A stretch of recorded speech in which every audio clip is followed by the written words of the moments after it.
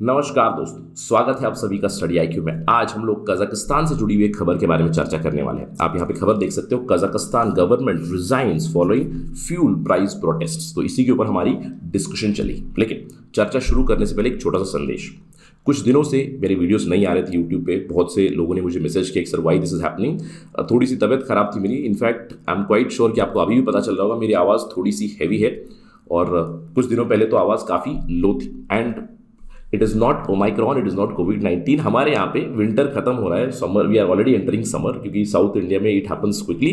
तो गर्मी भी काफ़ी बढ़ रही है, तो it is seasonal flu, seasonal सर्दी खांसी जो होती है वो अभी भी। I am not 100% fit, but it is quite manageable. कुछ दिनों के बाद एक आध दिन में कंप्लीटली फिट हो जाएंगे and will be back to our normal routine. But till that time you have to bear with this heavy voice. I hope it is quite manageable. चलिए, जैसे कि मैंने आपको बताया, कजाकिस्तान सरकार ने रिजाइन कर दिया है। तो हम लोग इस पर्टिकुलर लेक्चर में बात करेंगे कजाकिस्तान सरकार ने रिजाइन क्यों किया। यहाँ पे आप देख सकते हो फ्यूल प्राइस प्रोटेस्ट तो है ही, तो हम लोग इसके बारे में जानेंगे। लेकिन हम लोग इसके पीछे जो रियल रीजन है उसके बारे में भी जानेंगे। साथ ही साथ एक विश्लेषण करेंगे कि इसका परिणाम क्या हो सकता है। अंत में हम लोग बात करेंगे इंडिया स्पेसिफिक की, इंडिया के ऊपर क्या परिणाम पड़ सकता है। तो ये रहेगा एजेंडा हमारी चर्चा का। ये सारी चीज़ें जानने के लिए मेरे साथ बने रहिए स्टडी आईक्यू पे। यू ऑल नो मी, मैं आपका दोस्त राहुल साया हूँ। आप मुझे इस पर्टिकुलर आईडी पे फॉलो कर सकते हो। इसके अलावा अगर आप तैयारी कर रहे हो कॉम्पिटिटिव एग्जाम्स की, देन डू विजिट studiiq.com या फिर डाउनलोड करें हमारा ऐप गूगल प्ले स्टोर से to know more about us. चलिए खबर पे चलते हैं। जैसे कि मैंने आपको बताया, हाल ही में कजाकिस्तान के जो प्रेसिडेंट है कासिम जोमात तोकाएव, उन्होंने रेजिग्नेशन एक्सेप्ट किया है जो प्राइम मिनिस्टर थे वहां पे अक्सार मामिन का।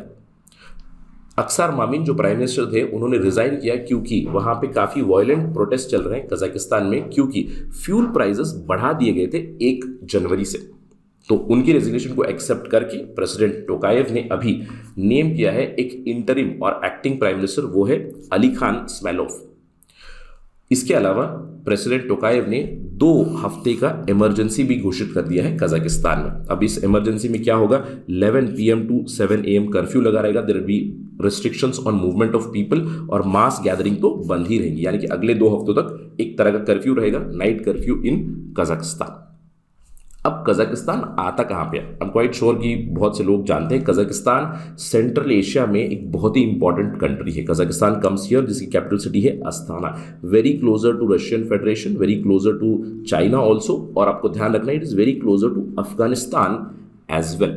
तो इसीलिए अफगानिस्तान में जो वोलेटाइल सिचुएशन बन चुकी है, जहाँ पे तालिबान का कब्जा हो चुका है, उसके ऊपर भी परिणाम हो सकता है what ever is happening in Kazakhstan, because political turmoil in Kazakhstan, इसका फायदा उठा सकते हैं the other players, specially the radical outfits. चलिए बात करते हैं एग्जैक्टली हुआ क्या। कजाकिस्तान की सरकार ने, वहां के प्राइम मिनिस्टर ने रिजाइन क्यों किया। प्रोटेस्ट शुरू हुए क्योंकि वहां पे एलपीजी के रेट्स, जो प्राइस कैप लगा हुआ था एलपीजी के ऊपर, उसको हटा दिया गया। जैसे ही 1 जनवरी से प्राइस कैप हटा तो फ्यूल प्राइसेस बहुत ज़्यादा बढ़ गए। तो प्रोटेस्टर्स रास्ते पे उतर गए। प्रोटेस्टर्स ने रस्तों को ब्लॉक किया, ट्रैफिक को ब्लॉक किया, पब्लिक ऑर्डर को डिस्टर्ब किया। 200 से भी ज़्यादा लोगों को अरेस्ट किया गया, और इस पर्टिकुलर प्रोटेस्ट में 95 police officers have been injured. यानी कि प्रोटेस्ट हुए, वायलेंट प्रोटेस्ट हुए, और इस वायलेंट प्रोटेस्ट में सरकार ने भी काफ़ी रिप्रेसिव मेजर्स लिए, तो क्लैशेस भी हुए बहुत जगह। इन प्रोटेस्ट के बाद प्राइम मिनिस्टर ने रिजाइन किया। उन्होंने अपना रेजिग्नेशन भेजा टू द प्रेसिडेंट टोकाएव। प्रेसिडेंट टोकाएव ने प्राइम मिनिस्टर अक्सार मामिन का रेजिग्नेशन एक्सेप्ट करते हुए यह भी घोषित किया कि जो प्राइस बढ़ा था उसके ऊपर एक 180 डेज का टेम्पररी प्राइस रेगुलेशन लगेगा। यानी कि जो पुराने रेट्स थे वही अभी लागू होंगे अगले 180 दिनों के लिए, यानी कि अप्रॉक्सीमेटली 6 महीनों के लिए प्राइस अगेन रेगुलेटेड। तो ये प्राइस राइज हुआ क्यों, लोग इतना प्रोटेस्ट क्यों कर रहे हैं? क्योंकि एलपीजी का रेट राइज हुआ, तो इसकी वजह से क्या हो। देखिए, प्राइस राइज जैसे सर्ज हुआ, वहां पे एक एरिया है मैंगित्साव ऑयल हब है, तो वहां पे सबसे पहले प्रोटेस्ट शुरू हुई। मैंगित्साव और वेस्टर्न कजाकिस्तान में धीरे धीरे से स्प्रेड हुई। अब ये क्यों? क्योंकि यहाँ पे अगर आप देखोगे पिछले ऑलमोस्ट 1 दशक से या फिर उससे भी ज़्यादा समय से लोगों ने अपनी जो व्हीकल है उस व्हीकल का फ्यूल बदल दिया। यानी कि पेट्रोल पे नहीं चलती, गैसोलीन पे नहीं चलती, it runs mainly on the LPG itself.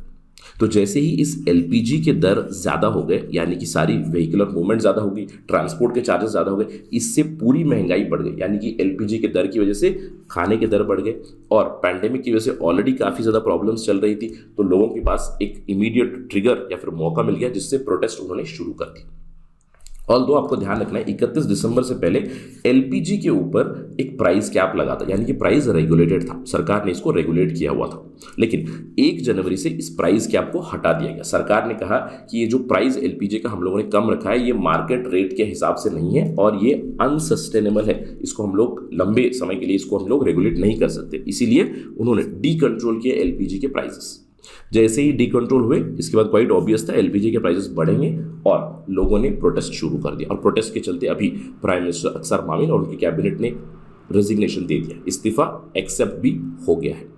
लेकिन क्या केवल एलपीजी के दर जो बढ़े हैं यही रीजन है प्रोटेस्ट का? एक्चुअली नो, ये तो मैं कहूंगा एक ट्रिगर पॉइंट है। रियल रीजन प्रोटेस्ट का ये है क्योंकि कई सालों से कजाकिस्तान और उनके लोगों में काफी डिसकंटेंट है, discontent because of the lack of economic growth, because of rising income inequality, corona virus pandemic और उसकी हैंडलिंग के साथ भी लोगों को प्रॉब्लम थी और सबसे बड़ी प्रॉब्लम थी because of lack of democracy. Although अगर हम लोग एक्सटर्नली बाहर से देखेंगे कजाकिस्तान को लगता है कि काफी पॉलिटिकली स्टेबल है, लेकिन वहां पे ऑलरेडी लोगों में काफी आक्रोश था। क्यों? बिकॉज अथॉरिटेरियन गवर्नमेंट चल रही है, पावर ट्रांसफर जो हुआ वो पावर ट्रांसफर प्रॉपरली नहीं हुआ, इसके ऊपर भी काफी एलिगेशंस लगे थे जब 2019 में इलेक्शंस हुए थे। अगर आप कजाकिस्तान की बात करें 24 अप्रैल 1990 से लेकर 20 मार्च 2019 तक, हम रिपीटिंग 1990 से लेकर 2019 तक कजाकिस्तान के जो प्रेसिडेंट थे वो थे नूर सुल्तान नजरबायेव। 2019 में एक इलेक्शन हुआ मार्च 2019 में और उस इलेक्शन में कासिम जोमार्त तोकायव जीत गए। जब ये इलेक्शन हुआ उस इलेक्शन के ऊपर भी बहुत से लोगों ने सवाल उठाए थे कि there were widespread irregularities in the election और तोकायव को जिताया गया है बेसिकली। क्यों? क्योंकि Tokayev himself was handpicked by the previous president Nursultan Nazarbayev. अब इसी की वजह से प्रॉब्लम्स चल रही है। अब ये क्यों हो रहा है? जब प्रोटेस्ट चल रही है एलपीजी की रेट की वजह से तो चली रही है, बट लोगों ने यहाँ पे एक और स्लोगन भी देना शुरू कर दिया है, ओल्ड मैन गो बैक। कुछ इस तरह के प्रोटेस्ट चल रहे हैं जहाँ पे वो चाहते हैं कि यहाँ पे प्रॉपर डेमोक्रेसी आए। पहले नूर सुल्तान नजरबायेव थे, उसके बाद उनके हैंड पिक्ड पर्सन टोकायव है, अभी भी वो प्रेसिडेंट है इन कजाकिस्तान। आज भी प्रोटेस्ट चल रहा है, ऑल्दो अभी इमरजेंसी डिक्लेयर हो चुकी है, नाइट कर्फ्यू वगैरह चल रहा है, बट लगता नहीं कि प्रोटेस्ट रुकेंगे। इस कजाकिस्तान की सिचुएशन के ऊपर हमारी कंटिन्यूसली नजर रहेगी। अब इन सब के बीच सवाल एक जरूर उठता है कि व्हाट नेक्स्ट। अभी तो प्राइम मिनिस्टर बदल चुके हैं, क्या यहाँ पे चीजें धीरे धीरे ठीक होंगी? Let us wait and watch. लेकिन व्हाट नेक्स्ट? प्रोटेस्ट शुरू हुए, प्रोटेस्ट के बाद बहुत से लोग अरेस्ट भी हुए, बहुत से पुलिस ऑफिसर्स इंजर हुए। इसके बाद कजाकिस्तान के जो प्रेसिडेंट है टोकायव, उन्होंने रशियन लेड अलायंस जो है CSTO Central Security Treaty Organisation, तो आप मुझे कमेंट सेक्शन में बताइए ये सेंट्रल सिक्योरिटी ट्रीटी ऑर्गेनाइजेशन के मेंबर्स कौन है? रशिया तो है ही है, कजाकिस्तान भी है, इसके अलावा और कौन है? क्योंकि इसके ऊपर हम लोग पहले भी चर्चा कर चुके हैं। तो CSTO जो है बेसिकली मैं कहूँ CSTO के बदले आप इसको रिप्लेस करते हो रशिया से उन्होंने मदद मांगी कि यहाँ पे हम लोगों को प्रोटेस्ट रोकना है। इनफैक्ट हाल ही में Russian led military alliance that is CSTO Central Security Treaty Organisation, they will send peace keepers, ये अनाउंसमेंट हो चुकी है। तो यहाँ पे Armenia is also one of the members, so let me know about the other members. Armenian prime minister says we will send a peace keeping force to Kazakhstan, जहाँ पे peace maintain करने की हम लोग कोशिश करें। तो इन सब चीज़ों के ऊपर हमारी कड़ी नजर रहेगी क्योंकि Kazakhstan is a very important country. अब आपको लग रहा होगा कि सर कजाकिस्तान में कुछ चल रहा है तो मैं क्यों इतना टेंशन लूँ? Why should I think about all these things? If you think whatever then you are wrong. क्यों? क्योंकि कजाकिस्तान एक बहुत ही इंपॉर्टेंट कंट्री है इंडिया के लिए भी, और हमें इस सिचुएशन के ऊपर नजर रखना बहुत जरूरी है। सबसे पहली चीज और करंट अफेयर से जुड़ी हुई चीज, 5 Central Asian leaders were invited as Republic Day guest. अब इसमें एक तोकायव भी है, राइट? सो क्या होगा ये तो आने वाला समय ही बताएगा, बट इन्विटेशन ऑलरेडी जा चुकी है। Central Asian leaders are supposed to come on 26 January 2022। Will Tokayev come और नॉट, ये तो आने वाला समय ही बताएगा। लेकिन इसके अलावा भी Kazakhstan is a very important country for us.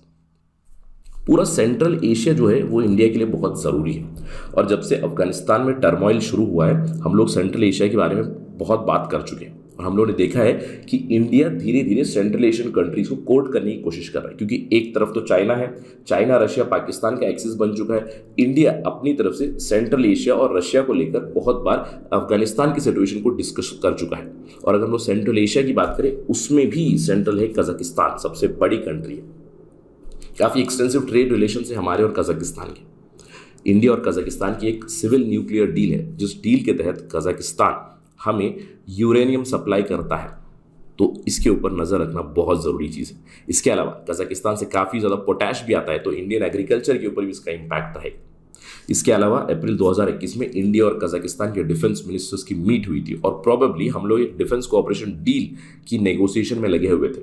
In fact बहुत सारी इंडियन कंपनीज है जो कजाकिस्तान की डिफेंस इंडस्ट्रीज के साथ बातचीत में लगे हुए हैं ताकि को प्रोडक्शन और को डेवलपमेंट करे ऑफ डिफेंस इक्विपमेंट। तो इंडिया और कजाकिस्तान की डिफेंस रिलेशंस भी काफी प्रोग्रेस हो रही थी, जो हैम्पर हो सकती है विद दिस डेवलपमेंट।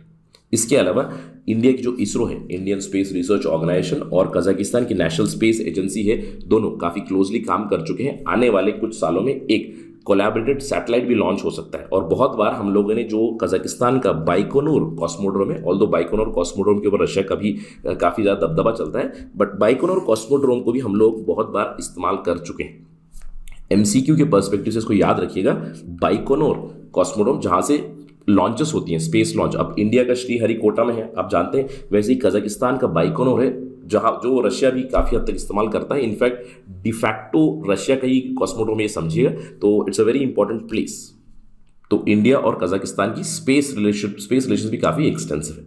इसके अलावा इंडिया और कजाकिस्तान कॉमन व्यूज शेयर करते हैं, यूनाइटेड नेशंस हो या फिर शंघाई कोऑपरेशन ऑर्गेनाइजेशन हो या फिर अशगाबाद अग्रीमेंट हो, जहां पे इंडिया सेंट्रल एशिया से कनेक्ट करना चाहता है, international north south transit corridor में इंडिया सपोर्ट कर रहा है। तो हर जगह पे कजाकिस्तान इज अ पार्टनर।